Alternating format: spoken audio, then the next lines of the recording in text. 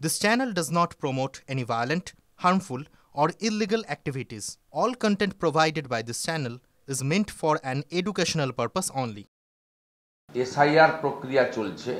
এই প্রক্রিয়া নিয়ে মমতা ব্যানার্জির ভণ্ডামি, এই দ্বিচারিতা, মিথ্যাচার এবং মানুষকে বিভ্রান্ত করে এই রাজ্যের মূল সমস্যা থেকে দৃষ্টি ঘুরিয়ে দেওয়া, সাথে সাথে কিছু মানুষকে মিথ্যা প্রচার, ভুল তথ্য পরিবেশনের মধ্য দিয়ে বিভ্রান্ত করা, এটা আজকে নতুন নয়। 31 অক্টোবর যখন মিটিং হলো, সেই মিটিংয়ে তৃণমূল কংগ্রেস পার্টিসিপেট করলো। তারা ওখানে কমিট করে এলো 5 confusion regarding Aadhaar status, 6 definition of relative, কাকা জ্যাঠা চাচা চাচি এইসব করে, ফুপু বুবা এইসব করে ঢোকাতে চাইছে, কিন্তু স্কোপ নেই। পিতা মাতার বাইরে রিলেটিভ হবে না। আপনাদের যে ছক আছে, ছক এবারে বানচাল। তৃণমূল কংগ্রেস স্পেসিফিক সম্ভবত আইপ্যাড লিখে টিকে দিয়েছে এগুলো। ডিমান্ড দেখুন, transparency and access of information. Trinamool Congress যারা বাইরে এসআইআর কে এনআরসি বলে মুসলিমদেরকে তাঁতাচ্ছে, যারা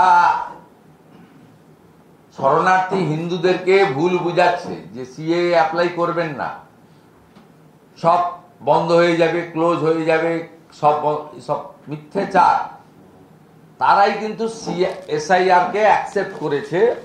দক্ষিণ 24 পরগনার জয়নগরে দীর্ঘ 3 কিলোমিটার শুধু তারপলিন আর তারপলিন, তারপলিন আর তারপলিন, 3 কিলোমিটার, 3000 মিটার। অসংখ্য পশ্চিমবাংলার জনবিন্যাস অর্থাৎ ডেমোগ্রাফি বদলে দেওয়ার ক্ষেত্রে বাংলাদেশি মুসলিম অনুপ্রবেশকারীরা একটা বড় ফ্যাক্টর হয়েছে, এবং সিপিএম এর সময় খানিকটা ঢুকিয়েছিল ভোটের জন্য।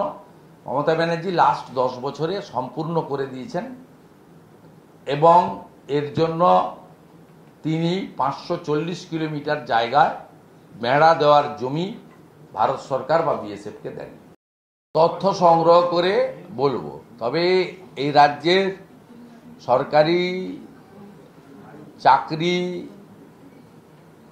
পাওয়ার ক্ষেত্রে দুর্নীতি হবে না, এটা হতে পারে না। কে মূর্খগুলো করছে এটা? আপনি ইতিহাস পড়তে বলুন এই মূর্খদের। এরা বাংলাটা পড়তে তো জানে, যদি এখন উর্দু পড়া অভ্যাস করেছে আলাদা কথা।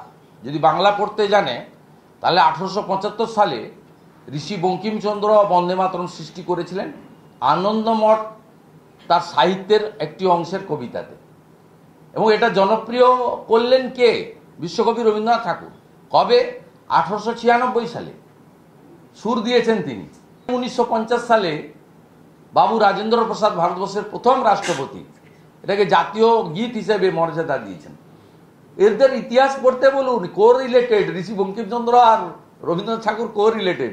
1875-এর কবিতাকে সুরে তিনি বদল করেন 1896-তে। মূর্খগুলো লাল চুল, কানে দুল, হাতে দুটো করে আইফোন, 2.5 লাখ টাকা করে দাম, পায়ে একটা লোটোর জুতো 26,000।